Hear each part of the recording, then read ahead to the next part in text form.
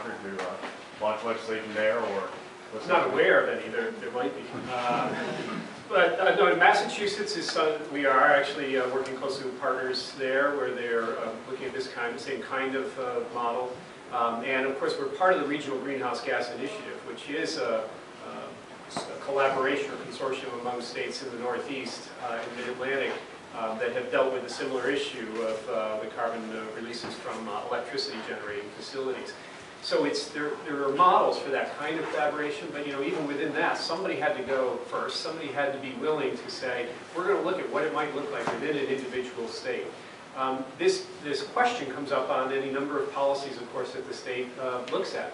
And sometimes it makes sense to wait for others. Sometimes it makes sense to do the right thing for our citizens of the state. And I think that had the modeling not turned out the results that it did, in other words, if the state was going to take a big hit to the economy, we were going to lose all sorts of jobs with this, then we would have a much more difficult time standing here today. But we're saying, even considering the impacts of some people going across the border to buy some gasoline, this is a winner for citizens of Vermont. Not only are our climate emissions going down, but we're seeing improved economic growth, more jobs in the state. And so it's a winner, in that respect. I would say too, to remember that if you were to do, for instance, a 50-gallon or $50 per ton, per metric ton price point, that would be phased in under our model over 10 years. So the first year you're talking about a nickel.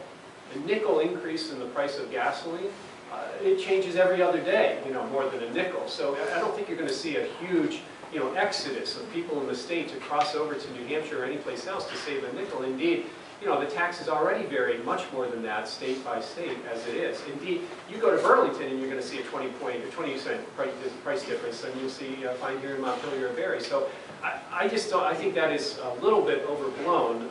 Although we can't suggest that nobody would ever make a decision to cross over to buy their gasoline someplace else. I just don't think it's as big a deal as some people suggest. One other note on, you mentioned other states, Dave. So in the media packets that you all got, there's actually an editorial from the Boston Globe in support of this policy in Massachusetts. So it's certainly something that's being taken very seriously in Massachusetts.